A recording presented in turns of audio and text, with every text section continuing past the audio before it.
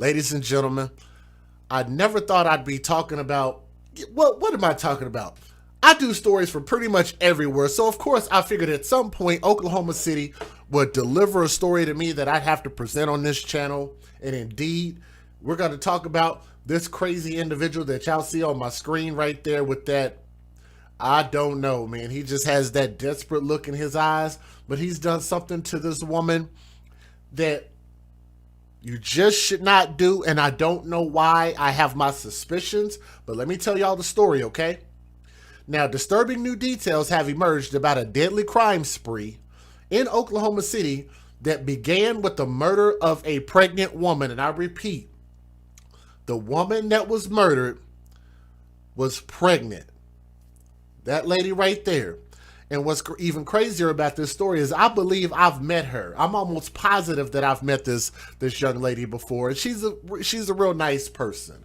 I didn't know her on a super personal level, but like I say, the times when I met her, she just seemed to be a nice person. Okay? She was pregnant and he murdered her and the abduction of her baby and ended with a police shootout that left the suspect dead and an officer injured. So this ended up turning into a shootout, if y'all didn't know. So I don't know how many of you guys this has reached y'all news timeline, but I'm going to tell y'all a little bit more about this story, okay? All right. Now, the individual that shot this woman and murdered this woman is right here. This idiot's name is Brandon Milburn. He's 37 years old. He's the same age as me. And he was previously named by an Oklahoma City Police Department as a suspect in the killing of his girlfriend. Her name is Shatika Hickson. Let's back up to her photo. That is Shatika Hickson. She's 23 years old. There's a little bit of a gap in their age. One is 37, she's 23. I don't really have a problem with that because normally when you talk to an older guy as a woman, you should be talking to somebody who kind of has their shit together, right?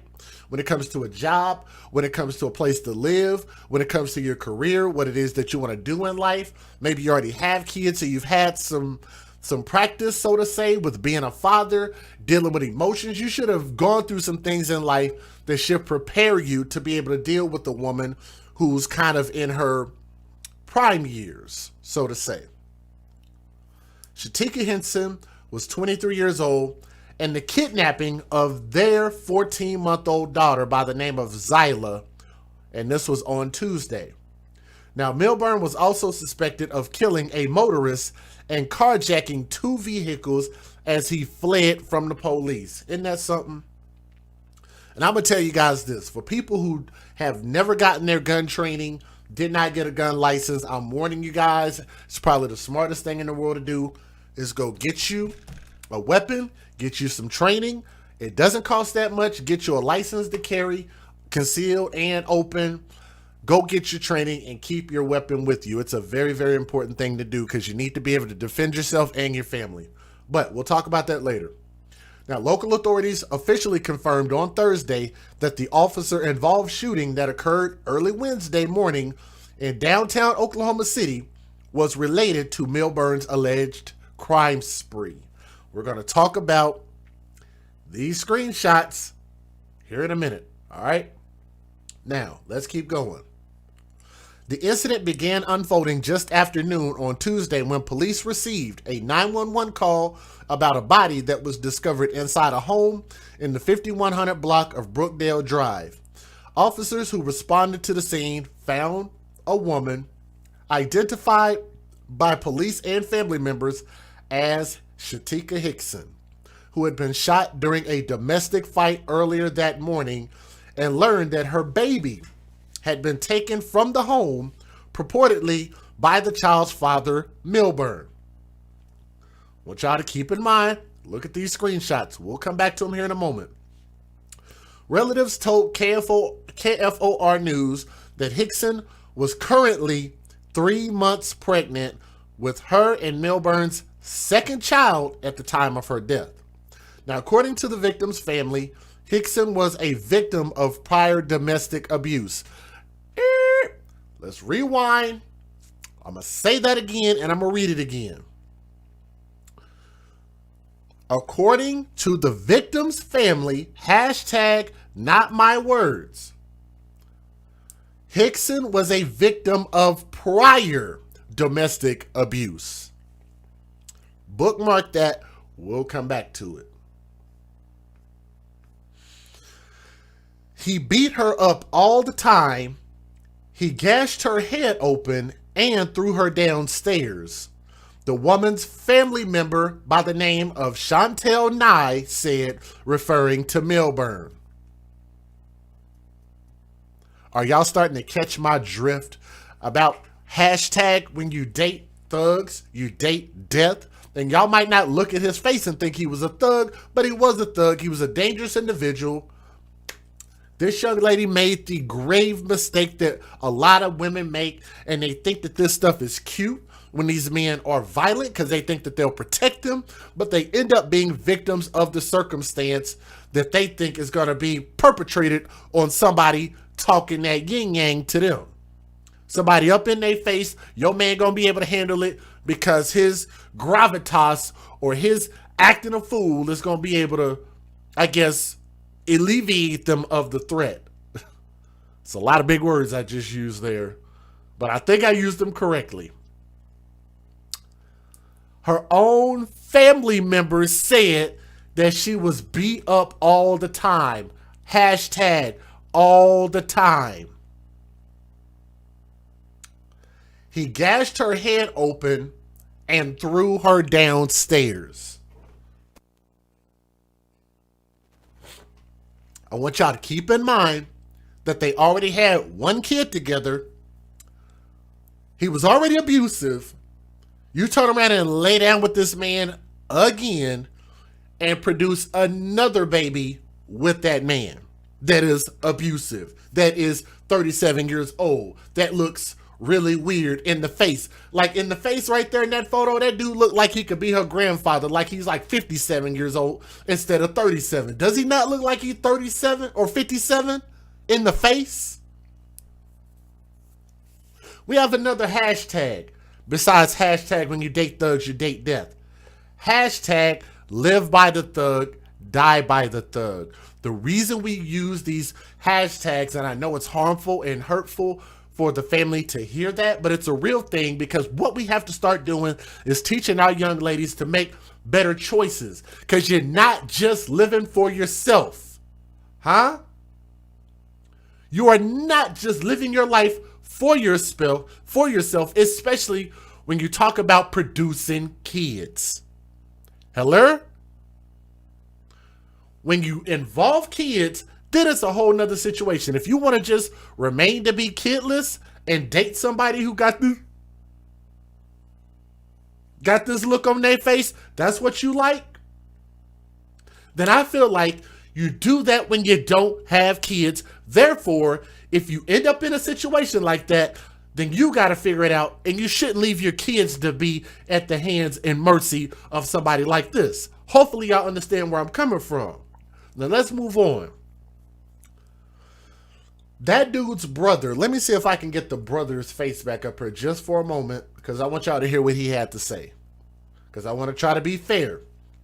This is his brother, Vincent Milburn. This is the individual who was beating her up. This is his brother, and he painted a very different picture of Milburn and Hickson's relationship.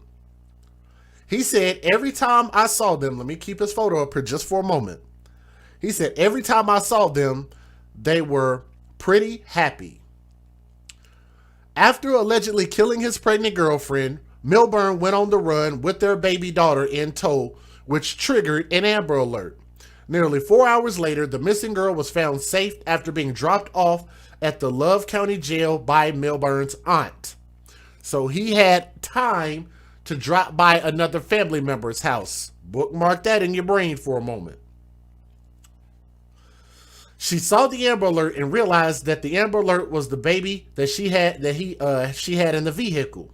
While police were scouring the area for Zyla, another killing was reported in the 24,000 block of Southwest 95th Street, just 7 miles from Hickson's home, where a man identified as 34-year-old Stephen Christopher Husky was found shot and dead inside a white pickup truck. Let me see if I can get that victim's face up here so you guys can see who he was. Dang, that's a small picture of him though. Let me see if I have a picture of him. This guy was robbed and shot of his truck. That's Stephen Christopher Husky, who was 34 years old. And that's just messed up. He was just an innocent person in this thing, had no idea, and he ended up losing his life because this idiot wanted to steal his damn truck. It's just, you know, it just ain't, it's just not worth taking somebody's life. But anyway, according to police, Milburn has stolen the pickup truck owned by a local business from the local area of Southwest 119th Street and May Avenue, which I'm familiar with the South Side, so I'm familiar with that side of town.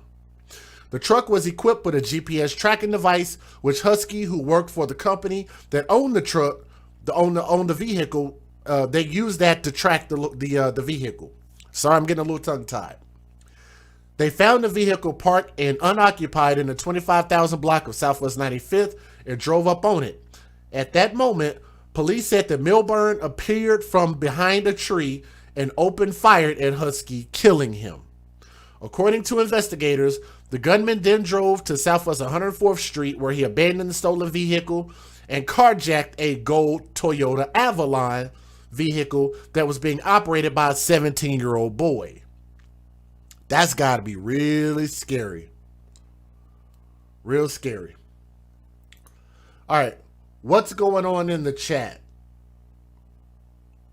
Hograves family, if you would, let me know what's going on in the chat.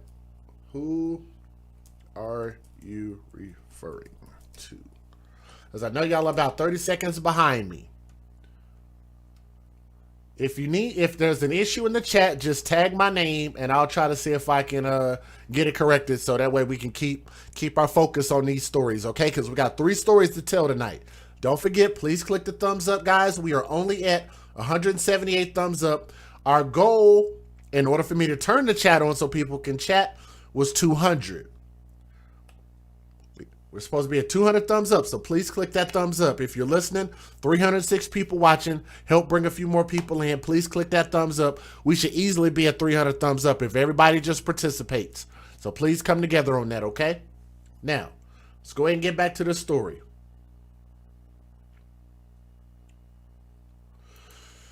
According to investigators, the gunman drove to the Southwest 104th Street, where he abandoned the stolen pickup truck and carjacked a 17-year-old's car, which was a gold Toyota Avalon.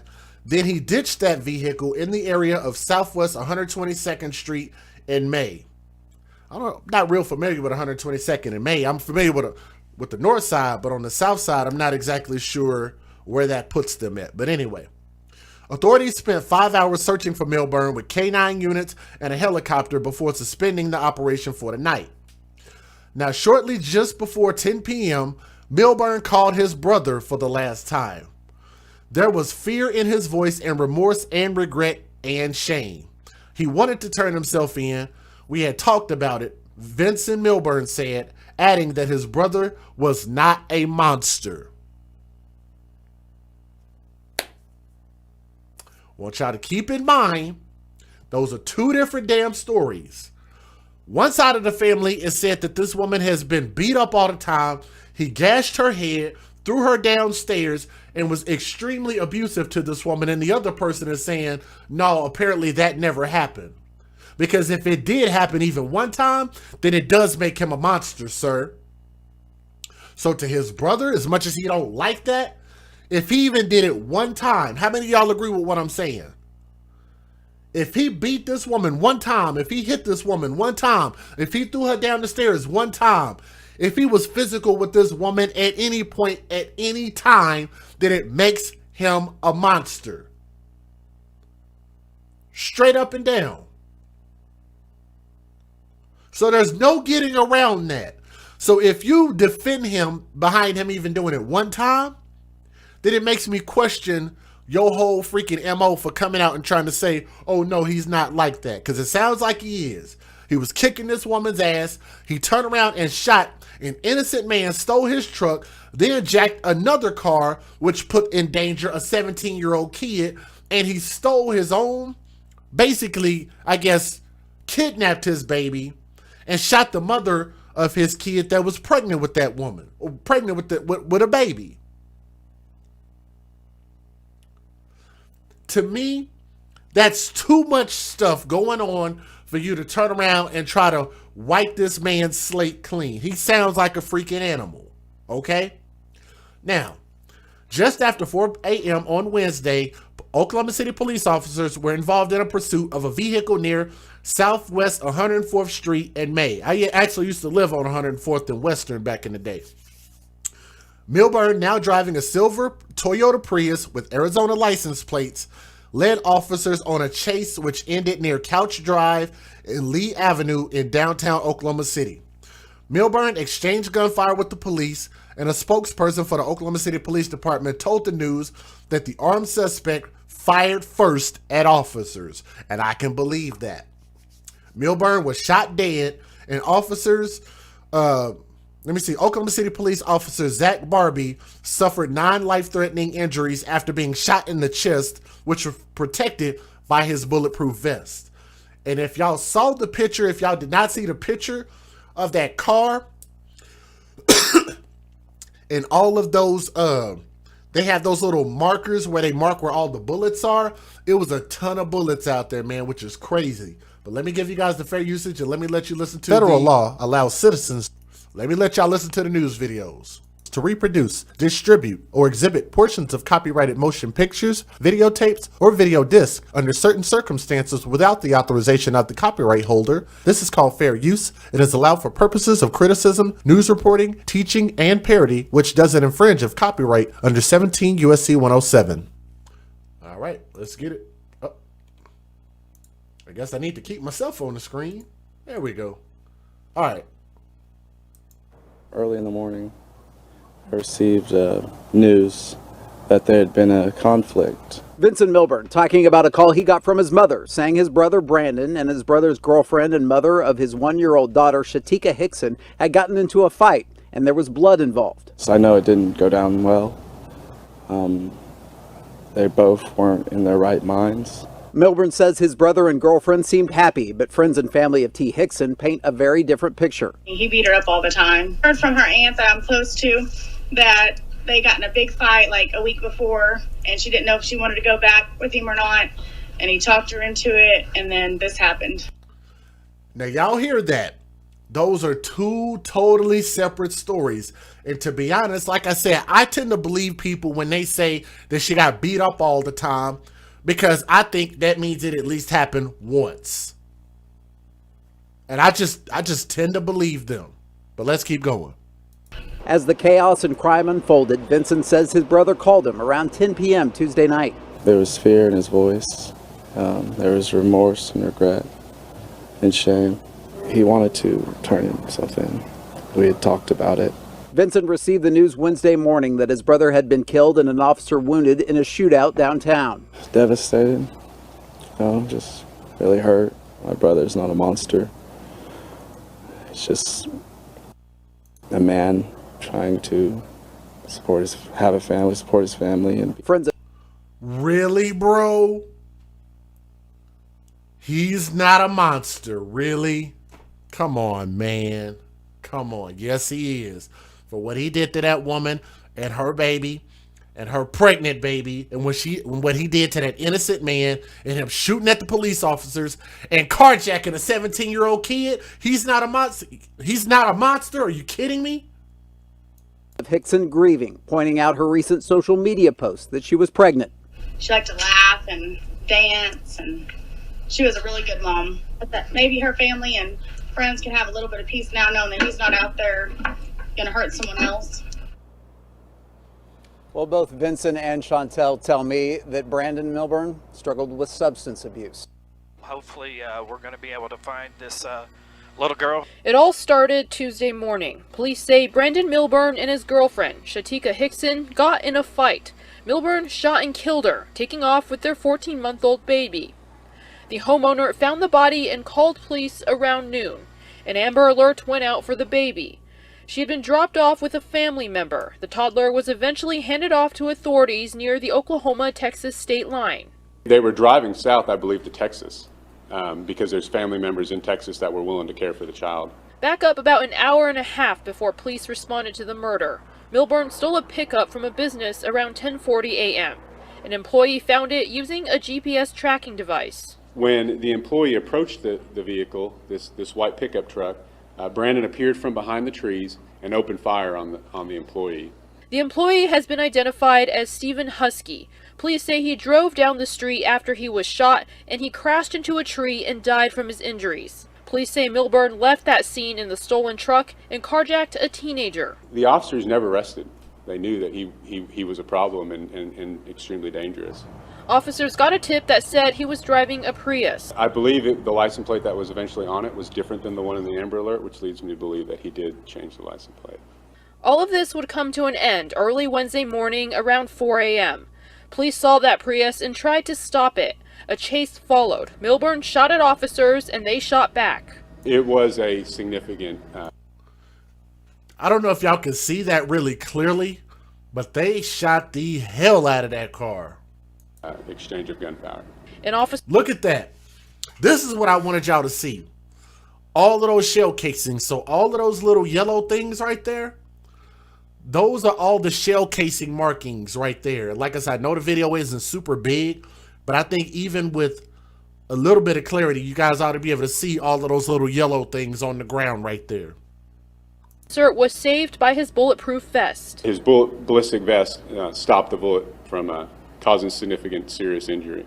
And Milburn shot and killed.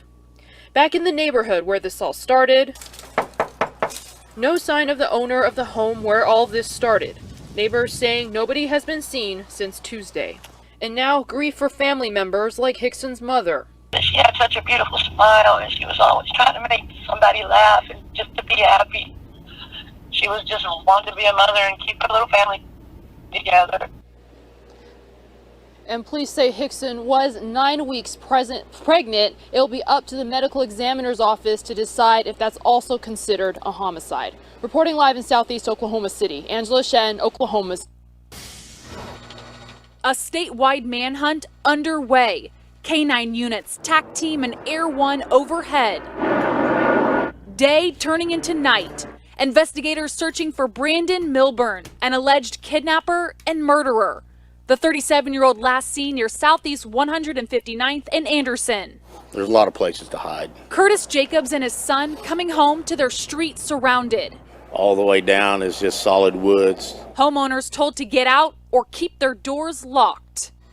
Just before 2 p.m. Tuesday, Milburn accused of taking his 14...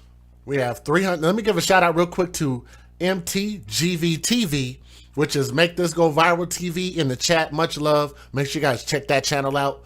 Also, please, if you're listening, if you're typing in the chat, look down and please click that thumbs up. We're only at 210 thumbs up. Let's try to reach 300. We only need 90 more people to do it. Look down for a moment. Click that thumbs up while these news videos are running. Let's get it. Month-old child near Southeast 44th and Bryant in Oklahoma City. According to police, inside the home, a woman shot dead. A few minutes later, a double carjacking happening near Southwest 95th and May. A man shot dead inside a truck. He left in a white pickup. He abandoned that white pickup in the area of 104th and May. I just thought about something. I am familiar with that area. I remember, what's crazy is the house that dude is standing behind. I hate to admit it, but that actually looks like my ex-girlfriend's house. I don't even know why I would tell y'all that. But I am familiar with that side of town, though. Just thought I'd throw that out there. And then he stole another vehicle in that area and has since abandoned that vehicle. Police believing Milburn behind both murders. Meanwhile, investigators issuing an Amber Alert for baby Zyla. She was found safe 90 miles away with a different family member, but Milburn nowhere to be found. And where the exchange happened, a mystery. Meanwhile, Cleveland County deputies swarming a neighborhood off Anderson for a burglary call. A terrified homeowner claiming a man with an AK-47 matching Milburn's description was spotted running through yards and disappearing into the dark. Yeah, it's pretty heavily wooded. Now, right before the search was called off tonight, an Oklahoma City police supervisor told me that police believe that Brandon Milburn is responsible for both of the Oklahoma City murders today. Now, we reached out to the Oklahoma City Public Information Office, and they couldn't confirm that for us right now, but they will have updates for us when they can confirm. Officers. Now, I think they did a, what did they call it? Like a news conference? Do y'all want to see the police news conference, or do y'all want me to skip that video? Because it's coming up here in a moment. It's a little bit lengthy, but we still have 2 more stories to talk about. So let me know if y'all want me to skip that news conference and move on to the next story once that finishes. But let me know what you guys think. And by the way, if you guys want to, since y'all can't click on the names anymore in the chat, which is really messed up, but you can click on that link that MTGVTV put in there, but that's how you reach that channel. And if you guys want to be able to promote your channels or anything like that, then like I say, make sure and let me know and we can work out something on some marketing stuff, but I definitely don't mind if we can collaborate and work together. Arriving to find a woman who had been killed. There was obvious signs of homicide. Investigators soon realizing a 14-month-old baby was missing. That baby, Zyla Milburn, believed to have been taken by 37-year-old Brandon Milburn, later found safe in Love County. I believe the suspect is the dad. Milburn last seen driving a light-colored car, similar to this one, courtesy of OHP. A silver Toyota Prius with an Oklahoma tag of A. No, I'm not saying that. I'm just saying that that house looks like my ex-girlfriend's house. Like, matter of fact, it was actually her parents' house. It wasn't even her house. But, I mean, I spent, 29 years of my life in Oklahoma City? It's a long time. So I've been all up and through Oklahoma City. But I used to live on the south side, too. So, yeah. AEX 868. Police asking all to stay vigilant, saying if you see Milburn, call 911 rather than approach him because he could be armed and is considered dangerous. Evan, more than 12 hours after this shootout in downtown Oklahoma City, you can still see the police are here and crime scene tape still surrounds the area where that suspect was killed. Tonight, we're waiting to confirm if he's connected to an Amber Alert and 2 homicides from yesterday. Sky 5 flying over the suspect's vehicle, a silver Prius riddled with bullet holes.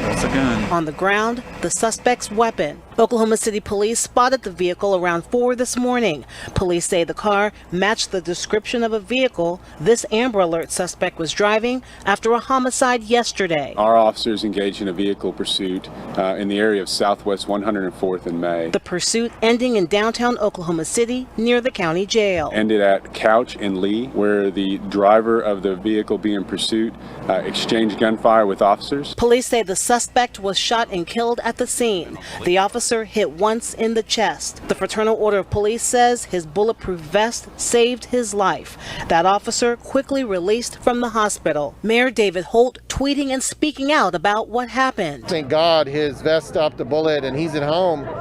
Didn't have to end that way, you know. That's a very serious event. Police not yet confirming if the suspect is the Amber Alert suspect, Brandon Milburn, who took off with his 14-month-old daughter later found safe in Love County, or whether he's connected to 2 homicides Tuesday afternoon, where a woman was killed at a home off Brookdale and another man shot in his truck near Southwest 95th in Hillcrest. We're just going to take our time and make sure we do it right, make sure we get all the questions answered. And KOCO waiting to hear from police to confirm the victims involved in yesterday's homicides. Due to the holiday, they weren't able to confirm that today. They said they'll have that information tomorrow. Reporting live from downtown Oklahoma City, Katrina Adger, KOCO 5 News. Can see it. And let me see. Uh-oh. That was my brother Tommy. How did I get his video up here? Huh. Okay. Well, maybe I don't have an extended news clip, but let me show y'all this one. Somehow I got Tommy's video in there. Shout out to my brother Tommy. With police. Bullets littering downtown Oklahoma City this morning after the gun battle between officers and 37-year-old Brandon Milburn. Okay, I got a silver Prius with that Arizona tag.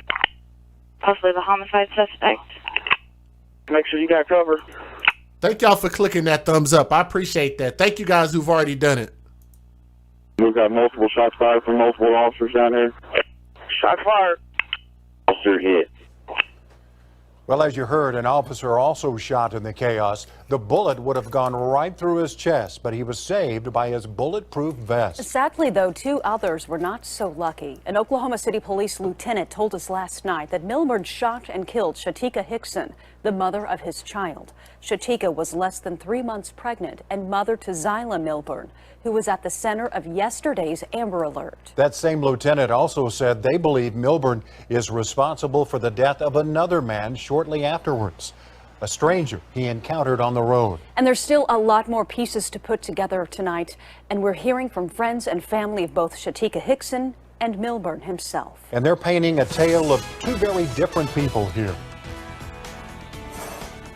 Yeah, that's right. Kevin, Jolene, where it all happened earlier this morning. And just to give you folks an idea of where we are, let me go ahead and show you here. If you look out into the middle of the intersection of Couch and Lee, you can see where police vehicles were as well as the suspect's vehicle. You see the tire marks on the ground, even a little bit of police tape left from earlier this afternoon and even earlier this morning. If we turn here, you can see some pillars. And even if you turn all the way around 180 degrees, you will see the county jail. We're even just down the street from the Oklahoma City Police Department headquarters. And again, this is all after a day-long crime spree on Tuesday.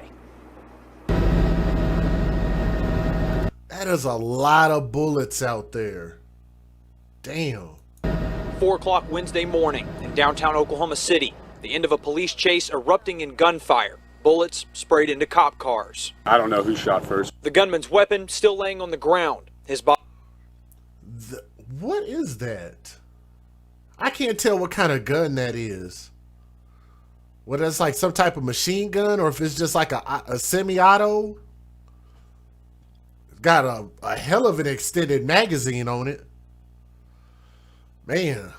Body not far away, but the horror unfolded a little more than 12 hours before in southeast Oklahoma City. Shatika Hickson found shot and killed inside her home. 14-month-old Zyla Milburn nowhere to be found. Police believe Zyla was taken by her father, Brandon Milburn. It's just unbelievable to even think that she went through that pain. Friends of Hickson describing Milburn's relationship with Shatika as rocky at best. He beat her up all the time. Like, he gashed her head open and threw her downstairs.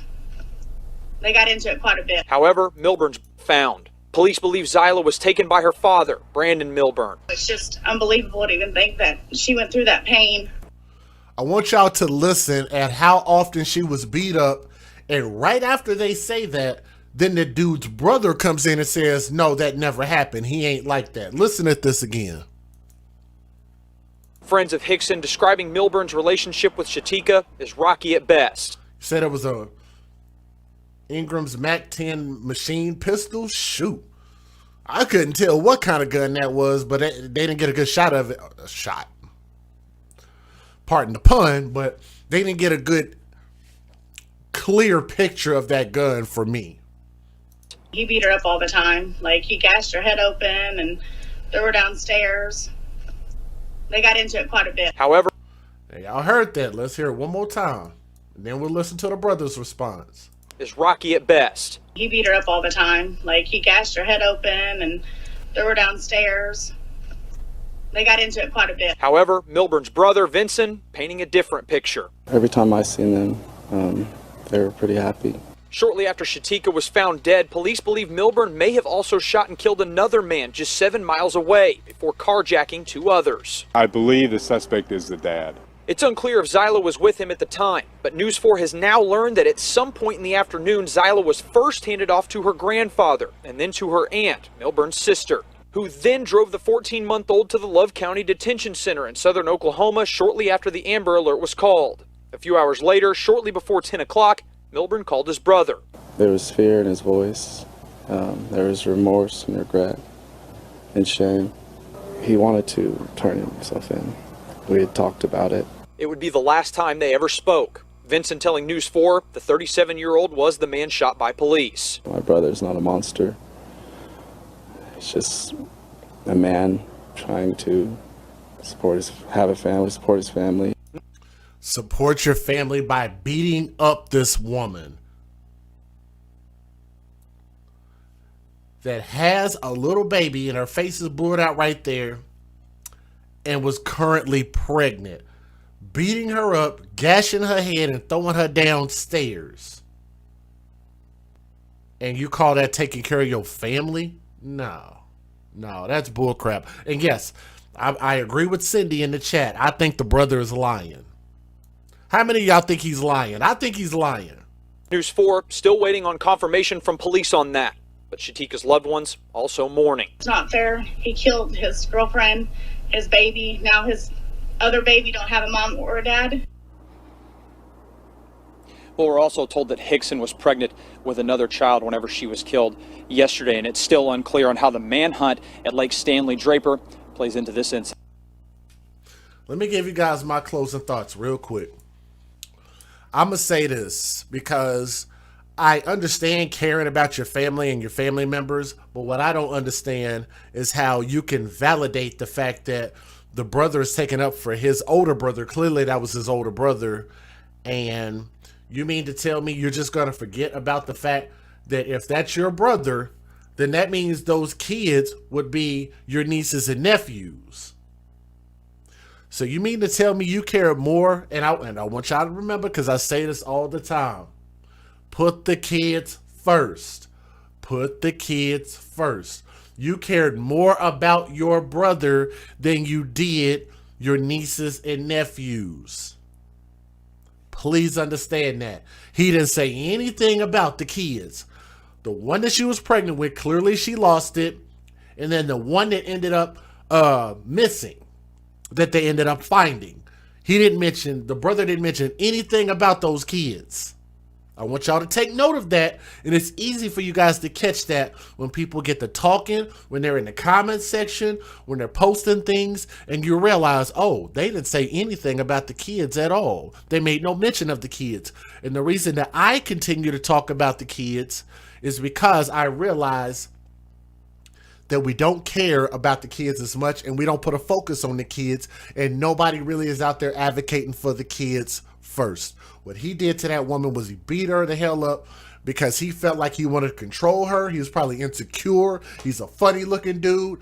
And the fact that he took advantage of that girl, being kind of young and hoping that this man would maybe kind of take her under his wing and so that they could produce this awesome family. And the fact that didn't happen, and he felt the need to be able to get a message through to this woman was to beat her up. She didn't deserve that, and nor did those kids deserve that.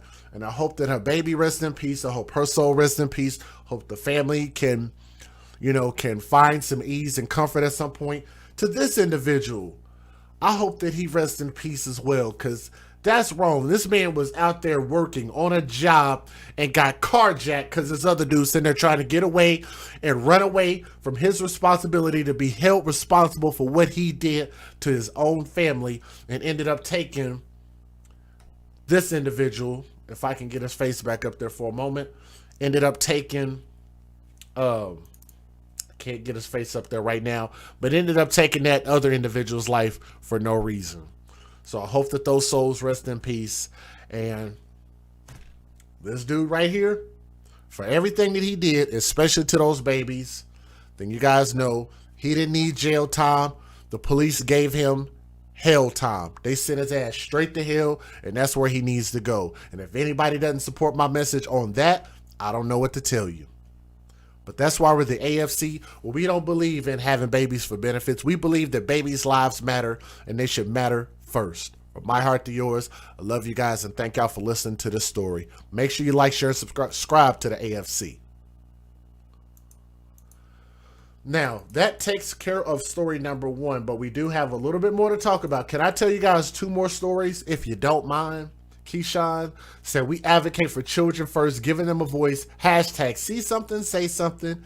Hashtag stop abusing and killing babies. Hashtag BLM, babies' lives matter. That's what we've taken BLM for. We make babies' lives matter. Story number 2. Let's tell you guys a story about a little 7-year-old girl. Let me see if I can get her pictures up here.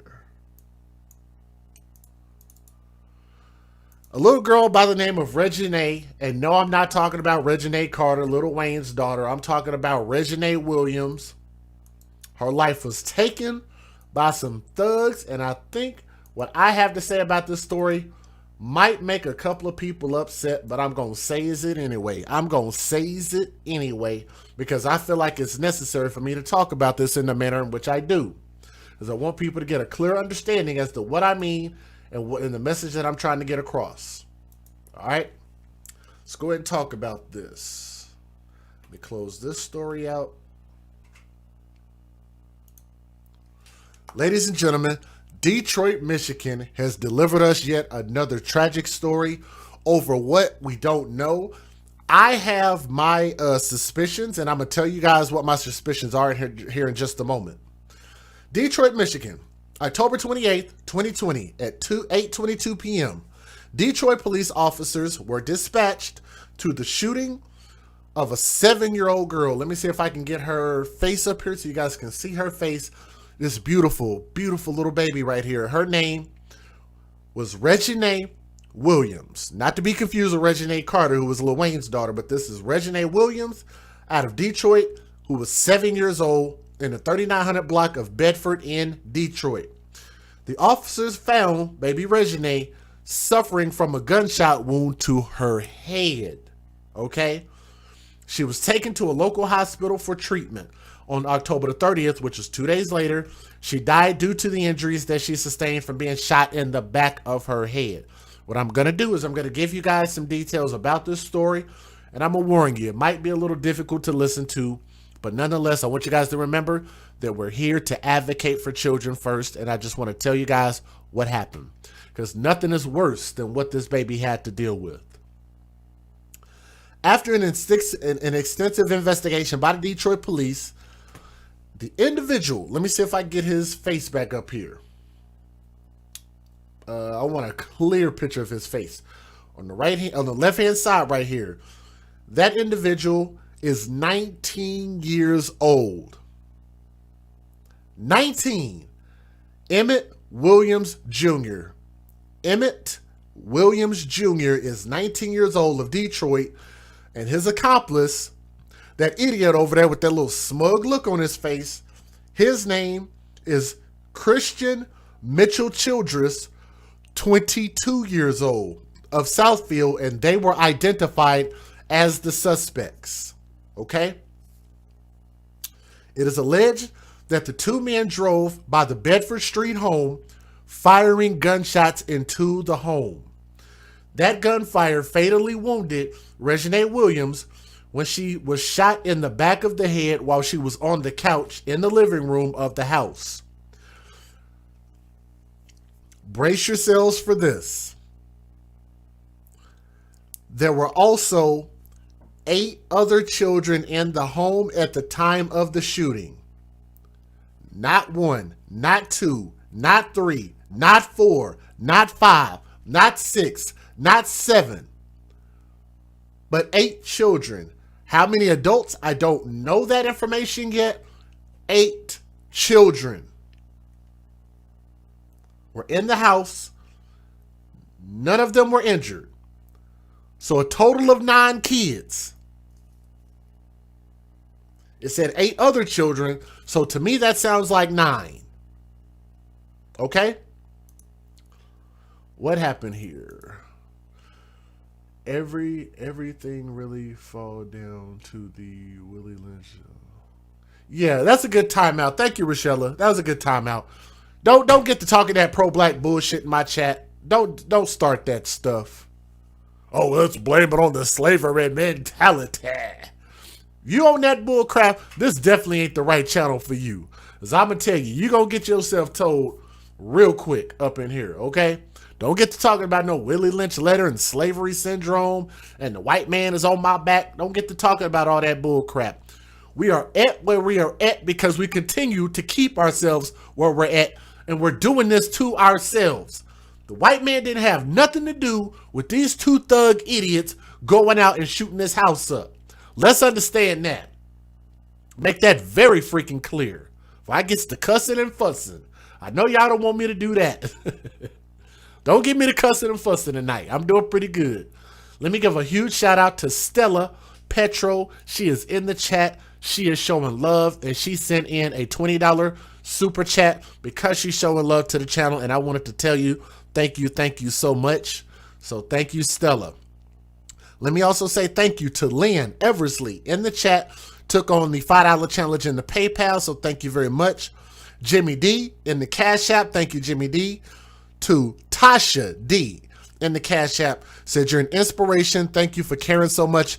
Tasha D, that means a lot to me. Thank you for your message and your donation.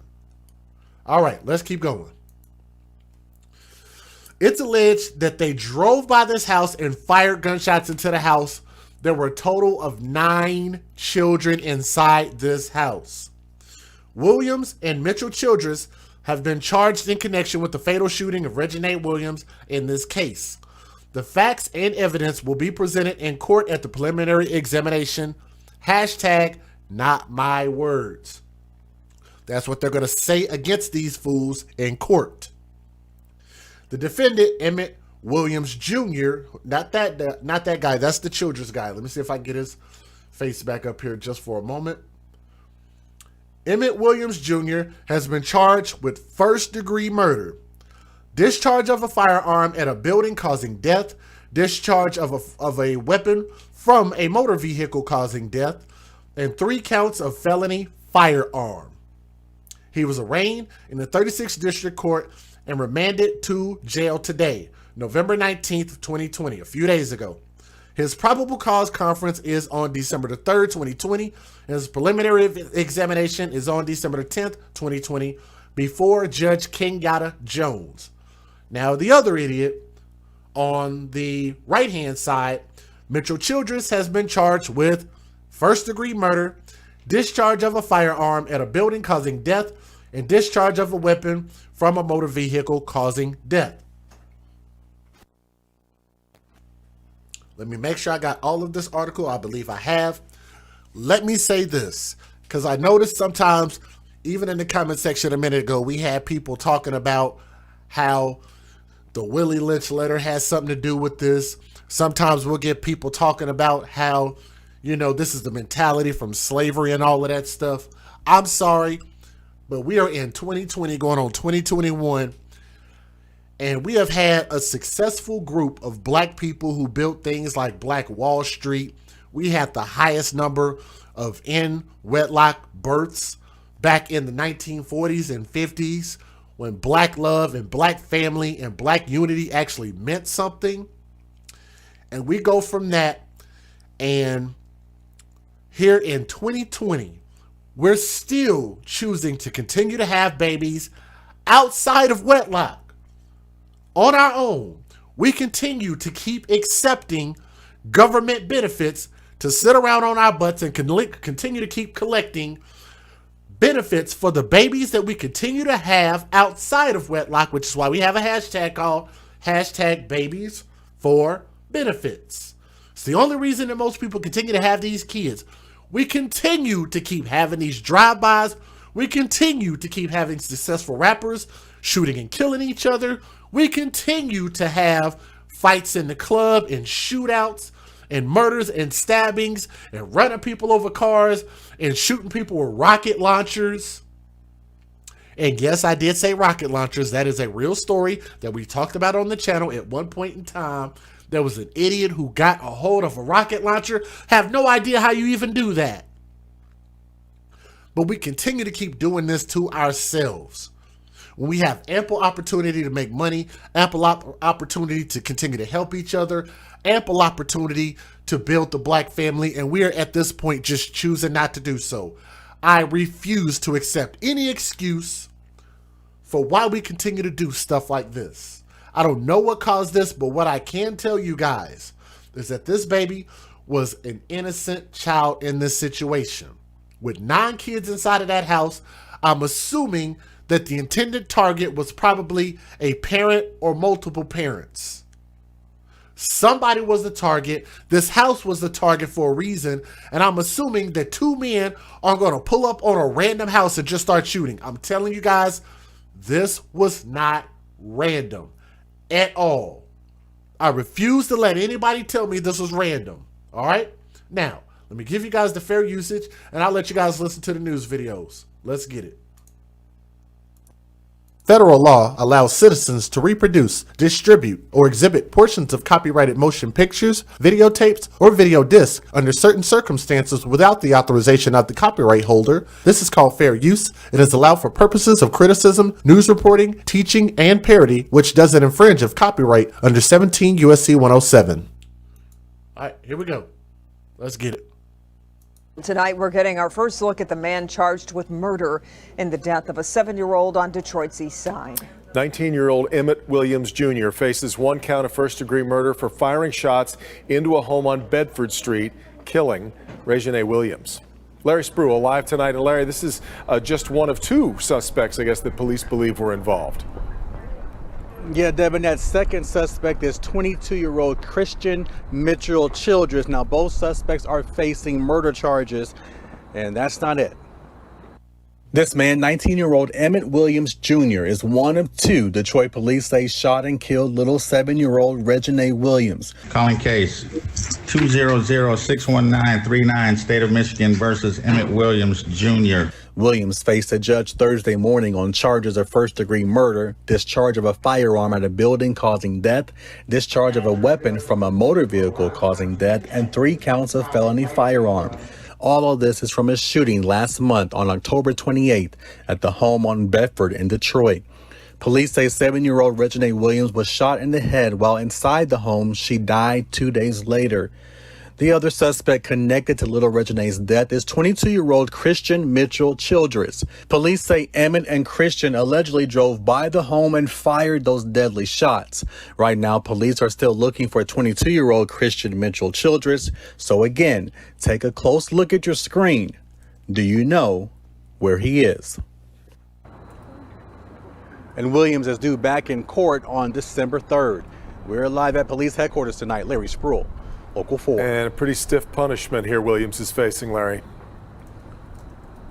Yeah, Devin, and so the prosecutor's office say that he is facing life in prison without parole if convicted. Devin? Stay on it. All right, Larry. Tonight, we're getting our first look at the man charged with murder in the death of a 7-year-old on Detroit's east side. 19-year-old Emmett Williams Jr. faces 1 count of first-degree murder for firing shots into a home on Bedford Street, killing Regina Williams. Larry Spruill live tonight. And Larry, this is just one of 2 suspects, I guess, that police believe were involved. Yeah, Devin, that second suspect is 22-year-old Christian Mitchell-Childress. Now, both suspects are facing murder charges, and that's not it. This man, 19-year-old Emmett Williams Jr., is one of 2 Detroit police say shot and killed little 7-year-old Regina Williams. Calling case 200-61939, State of Michigan versus Emmett Williams Jr. Williams faced a judge Thursday morning on charges of first-degree murder, discharge of a firearm at a building causing death, discharge of a weapon from a motor vehicle causing death, and 3 counts of felony firearm. All of this is from a shooting last month on October 28th at the home on Bedford in Detroit. Police say 7-year-old Regina Williams was shot in the head while inside the home. She died 2 days later. The other suspect connected to little Regina's death is 22-year-old Christian Mitchell-Childress. Police say Emmett and Christian allegedly drove by the home and fired those deadly shots. Right now, police are still looking for 22-year-old Christian Mitchell-Childress. So again, take a close look at your screen. Do you know where he is? And Williams is due back in court on December 3rd. We're live at police headquarters tonight. Larry Spruill, Local 4. And a pretty stiff punishment here Williams is facing, Larry. Yeah, Devin, and so the prosecutor's office say that he is facing life in prison without parole if convicted. Devin? Stay on it. All right, Larry. Right now, the family of 7-year-old Regina Williams is holding a vigil in her honor. Regina was shot and killed as she slept on the couch of her home on Detroit's east side. The shooter is still on the streets. Victor Williams is live at the vigil tonight, and he joins us live with more. Victor? Yes, Kimberly, well, this is all being done to keep the memory of that 7-year-old alive. As you can see behind me, more people are starting to arrive here at Christian Liberty Community Church in Detroit, all in the name of Regina Williams. Regina was a light. She was a light, a happy kid, Very, very, very smart. It's been several days since the death of 7-year-old Regina Williams, and the killers are still on the loose. But we are moving forward, and we're still asking for the public's help. Regina's death sent shockwaves all throughout the community, with people wondering why someone would want to randomly shoot into a home on Bedford Street. This was a street on the east side of Detroit that hadn't had any problems. Who would have thought that a group of cowards would have come up and fired shots into the home? But still, the search remains for the person or persons who pulled the trigger. Yeah, I want y'all to notice that how they didn't mention who else was in the house. I want y'all to notice, and thank you for calling it out in the chat. Stella said, where the shooter's parents at? Okay, so let me say this, because maybe I misread what you wrote, but let me say this. I want to know who was in the house with those kids. Why haven't they said that? No mom, no auntie, no grandparents, no dads, no uncles, grandfathers. They did not mention, because you're not going to tell me that it was 9 children inside this house by themselves. Right? You're not going to tell me this is random when they pull up on this particular house and shoot it up like that, right?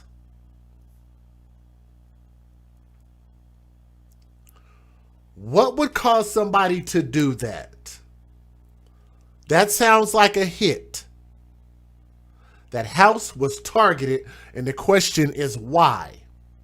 I think it has something to do with whatever adult either was there, believed to be there, or what are the kids' parents who had their kid there.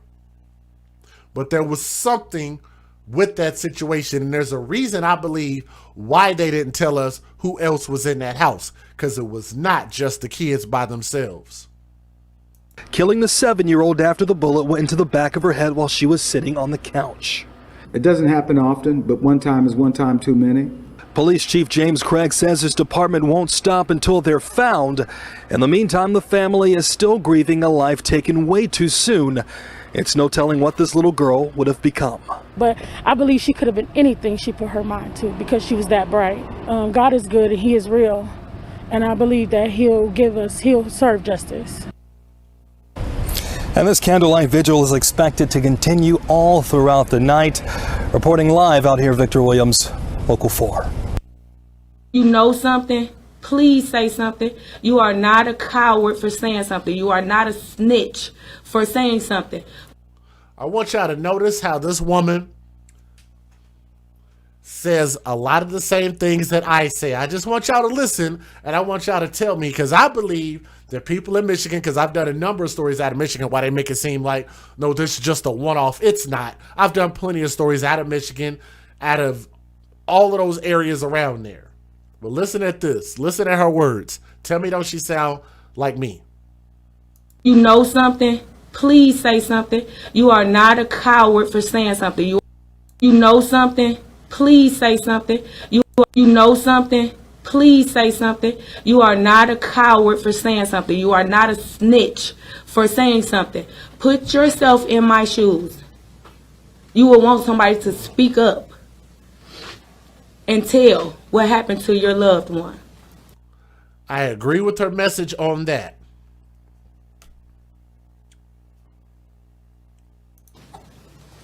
If you know something, say something. If you know something, please say something. Because I have to bury my 7-year-old baby. I'll never get to touch her again. Okay, so apparently this is the mom. So let's listen at this again. Apparently this is the mom. We'll back it up just a little bit. Then please say something. Because I have to bury my 7-year-old baby. I'll never get to touch her again. I'll never get to see her again. Whoever you are, ask God for forgiveness and turn yourself in. Do the right thing. In closing, I trust that DPD will find you, catch you, and bring you in. But what you don't pay for on this side of life, you will pay for when sweet, sweet Jesus comes back. Rest in peace, Nene. Sleep with the angels, baby. You're safe now, in God's hands. We didn't want to let you go, but we didn't want to see you suffer. Thank you. Right now, we want to get to the other breaking news story that we're following for you, as a man has just faced a judge for the drive-by shooting that killed a 7-year-old girl on Detroit's east side. Emmett Williams Jr. is now charged with first-degree murder. Local 4's Larry Spruill joining us now live this afternoon. And Larry, I understand the police are still looking for a second suspect in this case? Yeah, Evrod, that second suspect is Christian Mitchell-Childress. Now, both suspects are facing murder charges, but that's not it. Now, let's take a look at some of the video we just got into our newsroom of the arraignment that happened earlier this morning. 19-year-old Emmett Williams Jr. is charged with first-degree murder, discharge of a firearm at a building causing death, discharge of a weapon from a motor vehicle causing death, and 3 counts of felony firearm. All of this is from a shooting last month on October 28th at the home on Bedford in Detroit. Police say 7-year-old Regina Williams was shot in the head while inside the home. DPD say Emmett Williams Jr. and 22-year-old Christian Mitchell-Childress allegedly drove by the home and shot and killed little Regina. She died 2 days later. Now, police say that second suspect, Christian Mitchell-Childress, is charged with first-degree murder, discharge of a firearm at a building causing death, and discharge of a weapon from a motor vehicle. At this very hour, they are still looking for him. We are live at police headquarters this afternoon. Larry Spruill, Local 4. My closing thoughts about this is this does not happen randomly, because you have to ask, if these two dudes were just out just looking for a house to shoot up, why would they pick this house that was completely full of children and had 2 parents inside of it, according to what the mom said? If you ask me, these like I've never, matter of fact, even back in the day, back in the 80s, I've never known, the 80s and 90s, I have never heard or never known people to do drive-bys on just random people's houses. Not to say it doesn't happen, but the point and purpose of a drive-by is to target a specific house and to be able to get away quickly and to try to get away cleanly without anybody seeing anything. But you do have a purpose for shooting that house up for those thug criminal mentality people that do that type of thing. So what am I saying by saying all of that? What I'm saying is that somebody was a target. They were sending a message in some shape, form, or fashion to somebody. The only people that know are within those walls of that house. Either it was one of the 2 parents, or if they were not the parents of all 9 of those kids, which I'm assuming that they're not. Some of those kids are probably other family members, maybe friend kids or something like that. But maybe one of the kids that was attached to one of the parents could have been the target. But somebody knows something, and somebody didn't say anything. And I do appreciate her message by saying, if you saw something, say something. You're not a snitch. It's a beautiful thing to say. It's a great message, and it's a step forward in the right direction to just get rid of criminals. But we cannot discount that somebody was a target for some reason. This type of thing usually happens behind drugs and money. There's a possibility, especially with 2 dudes being involved. If it was one dude, I would have said maybe sex could have been involved. Maybe it had to do something with a baby mama or an ex-girlfriend or ex-wife or something like that. Nah, because now the 2 people are involved, unless 2 dudes were in a situation like that. One would have to assume that you can eliminate one of those. So process of elimination, we could take that third thing out. I believe it was one or 2 things, either drugs or money, and somebody knows what was going on. Somebody knows something and they haven't said anything, at least not yet. You have an opportunity to come clean, but your cities and your states and your counties and your neighborhoods will never get clean. They will never get clean, and you will never rid yourself of people like this until y'all start to step out against these thugs, criminals, gangbangers, drug dealers, and whatever the hell else is going on there. If you just want your city just overrun, then do what you do. But I think eventually, you know, the cycle should come to an end. And I believe that we all have an opportunity to stop the cycle, even for the people who are involved in this stuff.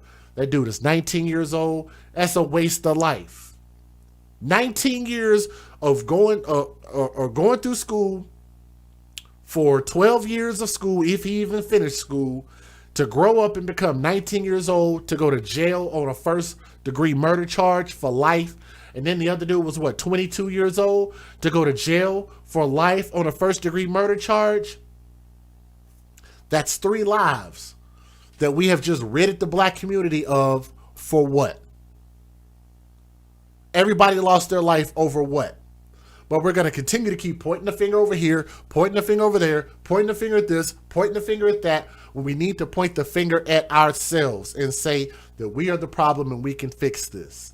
Those individuals were completely lost, probably didn't have dads in their life, didn't have any type of guidance, didn't have any type of aspiration to grow up and see an example of what they should grow up into becoming. They didn't see any value in themselves. Therefore, they didn't see any value in anybody else's life.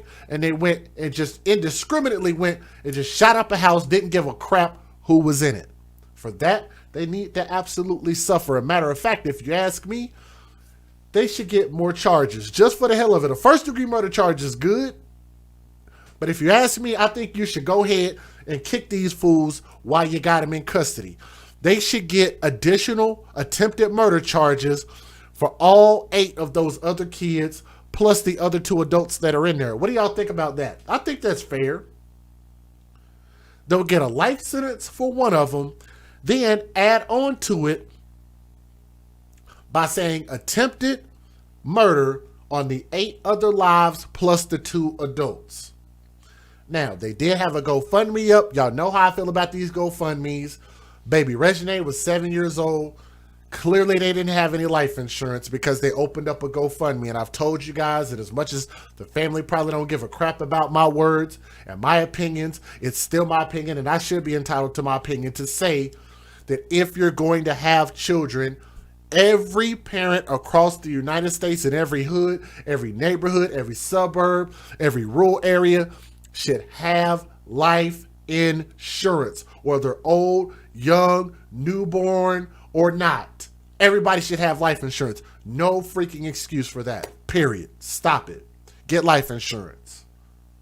For these individuals, like I said, they'll be in hell soon enough. Get them out of here. Send them on an experimental space shuttle out of space. But let me say this about this little girl. Let me put some respect on this baby's name.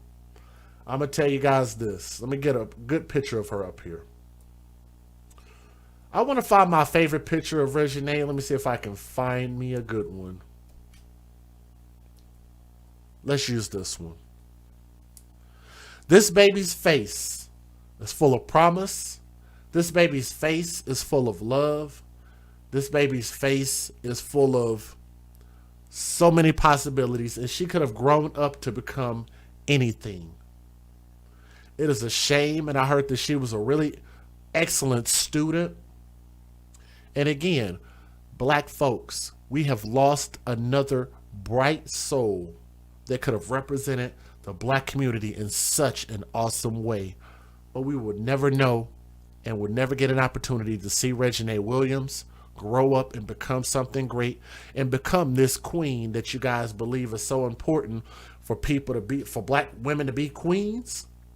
Well, you just robbed this princess of an opportunity to grow up and potentially become a queen that would have had a husband that would have been her king, and they could have had a legacy in their kingdom.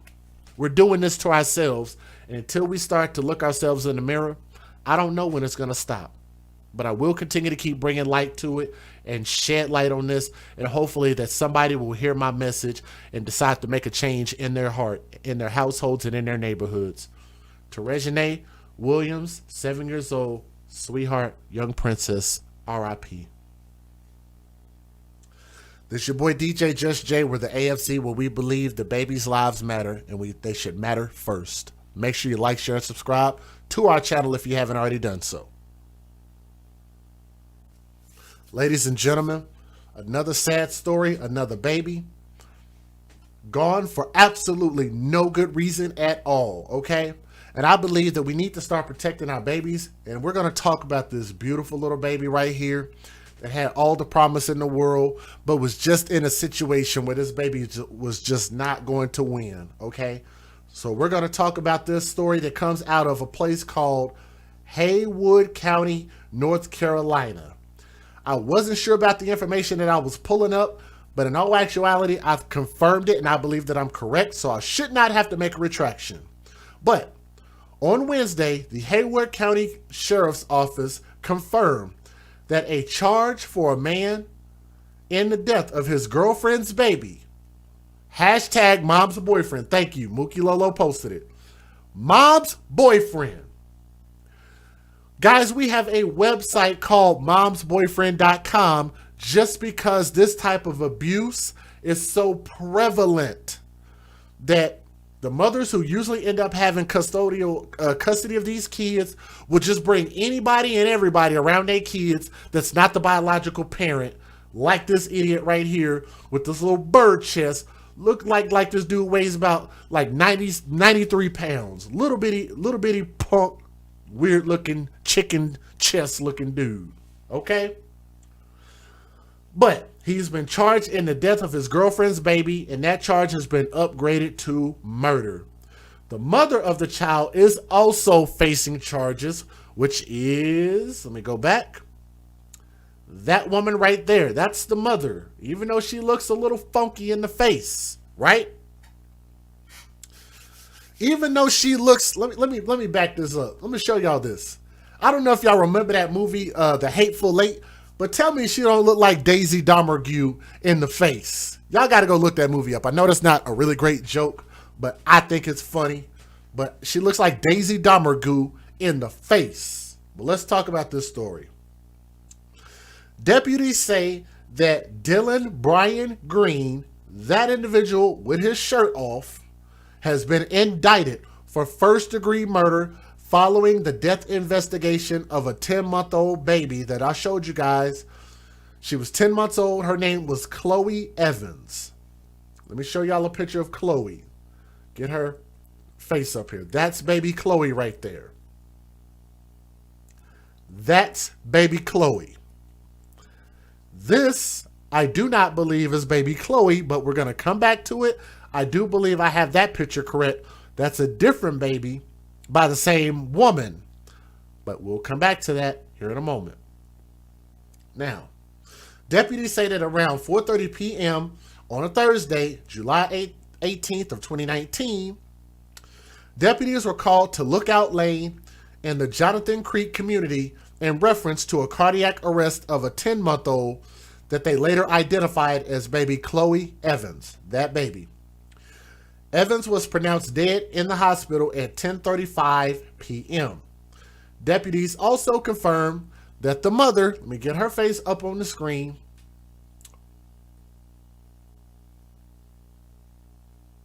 This individual, her name is Channing Ray Evans. I'm going to spell it for you. Channing, Ray, R-A-Y-E, Evans, E-V-A-N-S. There's a reason that I'm spelling it out that way. Channing Ray Evans is the mom's name, and that's Chloe's mother and Green's girlfriend at the time of the child's death, and she has also been charged in the case. Evans is charged with involuntary manslaughter and child abuse through willful act and or neglect omission resulting in serious bodily injury. Green had been initially charged with felony intentional child abuse, inflicting serious bodily injury in relation to Chloe's death. I'm going to give you guys a tidbit of information. So for the people who are here listening to this story, it's not really a good thing, the fact that I have additional information, but I want to point something out to you guys that I thought was really, really, really interesting. So what I'm going to do is I'm going to get you guys a screenshot. And here's what I want you guys to know about baby Chloe Evans. Baby Chloe Evans passed away in July 18th of 2019. 2019. There was a baby, I'm going to get her name here in a moment, by the name of Aurora Dawn Clark that passed away September 11th of 2016. What I'm going to do is I'm going to bring up a screenshot. Let me send this over to my computer. My trusty computer. I have to receive this file and tell it, yes, I want to receive this file. Boom. Give me a moment here. This will only take a hot second. Let me go back to that other baby's photo. Let me see. Uh-oh. Sorry about y'all ears. That baby right there, that is the baby in question. That baby is, I'm going to make this big on the screen for you guys. That was baby Aurora Dawn Clark. Now, why am I bringing these two babies up? There's a reason. There is a reason why I'm bringing this up. I want you guys to remember that the initial child that we're talking about in this story died July of 2019? July of 2019. This baby died September of 2016. More than 3 years apart. Let me show you guys a little something that you may or may not be able to see on my screen. Let's break out my trusty whiteboard. Make this thing really nice. I don't know if you guys can see that name right there. Can you guys see that name? If you guys can't see that name, it says that Aurora Dawn Raylynn Clark, they called her Sleeping Beauty, passed away September 11th of 2016. Aurora was born July 4th of 2016 in Hayward County, which is the same place of the story we're talking about, to an individual by the name of Channing Ray Evans and Caleb Clark. Yes? Aurora was adored by her family and was her parents' princess, their Sleeping Beauty. She was a very happy baby girl and was loved by all. Aurora was preceded in death by all but one of her great-grandparents. Aurora is survived by her parents, Channing Ray Evans and Caleb Scott Clark.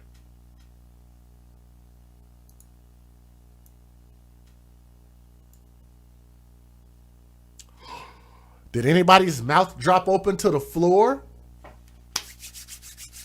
Do you guys see what I'm getting at? One child, they're being charged with first-degree murder. But yet, you look back, it's now 4 years prior, but at the time, when this last story happened, it was 3 years ago, this baby died by a different individual. Excuse me, not by a different individual, but this baby was had by a different individual by a man by the name of Caleb Scott Clark. Now, I don't know if they said why this baby died, but this baby died, okay? And it's just so funny how this baby was had by the mother, Channing Ray Evans, in that situation. And now, fast forward 3 years later, and you have another kid that is murdered, and you are also charged with the murder of Chloe Evans. Does anybody find that ironic?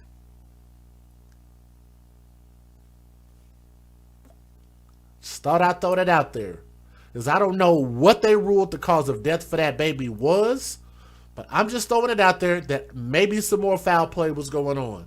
Let me give you guys the fair usage. Let's get it. Federal law allows citizens to reproduce, distribute, or exhibit. Let me apologize for the people's eardrums I just destroyed, okay? My bad. I'll try to cut that off on the replay. Here we go. Federal law allows citizens to reproduce, distribute, or exhibit portions of copyrighted motion pictures, videotapes, or video discs under certain circumstances without the authorization of the copyright holder. This is called fair use. It is allowed for purposes of criticism, news reporting, teaching, and parody, which doesn't infringe of copyright under 17 U.S.C. 107. I want y'all to know that anybody who talked about this story did not make the connection that I made. This is the only place you're going to hear that story right here on our channel. And sorry about y'all ears. Hopefully I didn't bust your eardrums. All right. My bad. Here's the story. New details on the death of a 10-month-old baby in Haywood County. 22-year-old Dylan Green is facing child abuse charges in the death of Chloe Evans last month. As we hear from News 13's Rex Hodge, the indictment details the child's injuries. The baby's grandmother said Green, who is not the biological father, had called that day and said Chloe had fallen out of her crib and wasn't moving. The baby girl was rushed to Mission Hospital in Asheville, where she died. Wow. Okay, so, woo, that makes this even worse. I'm going to rewind this and I'm going to see if y'all pick up on what they just said. I didn't even realize that. Let's listen again. The baby's grandmother said Green, who is not the biological father, had called that day and said Chloe had fallen out of her crib and wasn't moving. The baby's grandmother said Green, who is not the biological father, had called that day and said Chloe had fallen out of her crib and wasn't moving. The baby's grandmother said Green, who is not the biological father, had called that day and said Chloe had fallen out of her crib and wasn't moving. Y'all heard that, right? The baby's grandmother said Green, who is not the biological father, had called that day and said Chloe had fallen out of her crib and wasn't moving. The baby girl was rushed to Mission Hospital in Asheville, where she died. Law enforcement and medical personnel noted several injuries on the child, and the sheriff's office investigated the case as a suspicious death. The preliminary autopsy found the manner of death to be homicide. A grand jury has now indicted Green on a charge of felony intentional child abuse, inflicting serious bodily harm. That indictment says Chloe's injuries consisted of multiple blunt force injuries of varying ages and degrees. This baby was 10 months old and she had what kind of injuries? As Chloe's injuries consisted of multiple blunt force injuries of varying ages and degrees. 10 months old. With what kind of injuries? And y'all can actually see the injuries right there. Matter of fact, I'll pause it right there. Bodily harm. That indictment says... I'm going to read y'all some of this. It says intentionally assault and inflict serious bodily injury. Child under the age of 16 years old. The injuries are varying ages and degrees to the child's head, legs, and some other stuff. As the case may be, and such injuries including something, bruises, abrasions, multiple recent something, injuries place the child in substantial risk. I can't read all of that, but it's a lot. Chloe's injuries consisted of multiple blunt force injuries of varying ages and degrees to the head, face, ears, chin, neck, torso, back, arms, and legs, including multiple fractures, and the presence of alcohol and methamphetamine in her body. Wow. So they were meth heads. And legs, including multiple fractures, and the presence of alcohol and methamphetamine in her body. Presence of alcohol and methamphetamine in her body. Green, presence of alcohol and methamphetamine in her body. Green was initially charged on July 18th with possession of methamphetamine. Detectives continue working with the district attorney's office to further develop this case. Chloe's maternal grandmother is refraining from comment at this time. In Haywood County, Rex Hodge, News 13. The baby's paternal grandmother has posted on Facebook an End Child Abuse gathering to take place at the Haywood County Courthouse tomorrow afternoon from 3 to 5. Green remains in jail on $250,000 bond. He has a court date scheduled for October 7th. I'm going to give you guys my closing thoughts. I'm going to keep this really short. The reason why I brought that other baby up is because I don't think it's a coincidence that you had two small infant babies who ended up dead. This one, you can clearly prove that there was foul play that happened, old and new injuries to a 10-month-old baby. And he's not the father. So,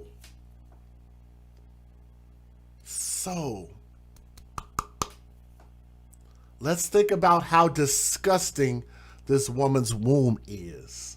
Her womb. This baby Chloe Evans, was only 10 months old. And she already had a new boyfriend living in the house. That is gross. So who did you have this kid by? And it doesn't even sound, especially with the last name, it doesn't sound like this kid was had by the dad of the last kid that you had that ended up dying, which was Aurora Dawn Clark.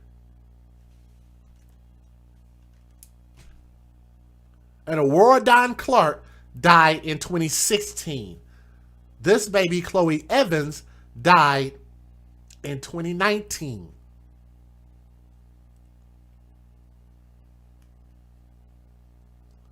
So who did she have this baby by? Where was that dad? And it makes me wonder if that dad was even okay with the fact that she's just having her kid around a meth head and a drug dealer, and the mom looked like she was probably a damn meth user her damn self. And the fact that this baby was beaten up and this baby had alcohol and drugs, and I repeat, this baby had alcohol and meth in her system.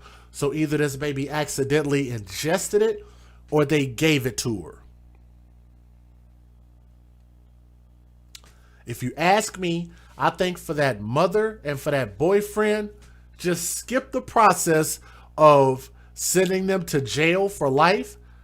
There's a place called hell, and I believe that this mother and that raggedy looking bird chest boyfriend of hers, bird brain, meth head, that guy, both of them need to do eternity and hell for what they did to that baby. That baby didn't deserve that. And matter of fact, I think they might need to further look into the death of that other baby.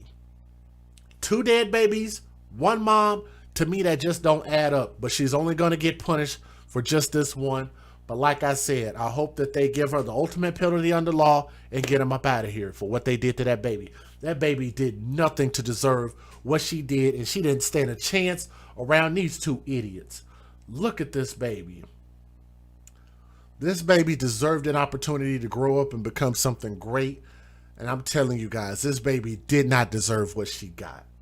And she needs justice. As a matter of fact, if you ask me, baby Aurora needs some justice too.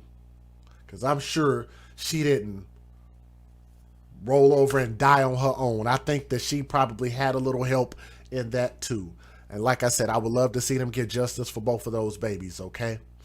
But to this beautiful young soul, young princess, Chloe Evans, 10 months old, R.I.P. Princess. I'm DJ Just Jay. We're the AFC, where we're going to continue to keep putting these stories out and advocate for our children first, because somebody's got to step up and protect these babies. I think it should be us.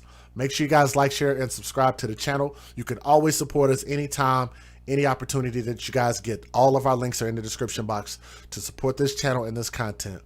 We'll see you guys on the next stream, and hopefully we can start to change the tide and start winning this war for our babies, okay? From my heart to yours, I love you guys, and y'all have a blessed day. Peace.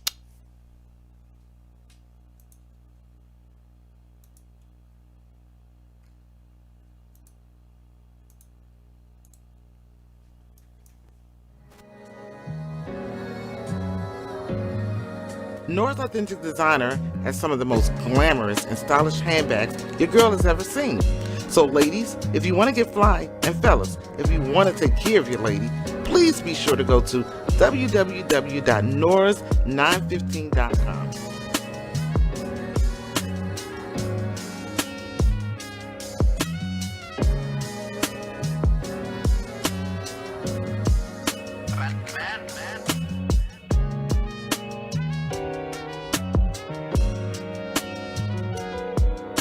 www.noras915.com.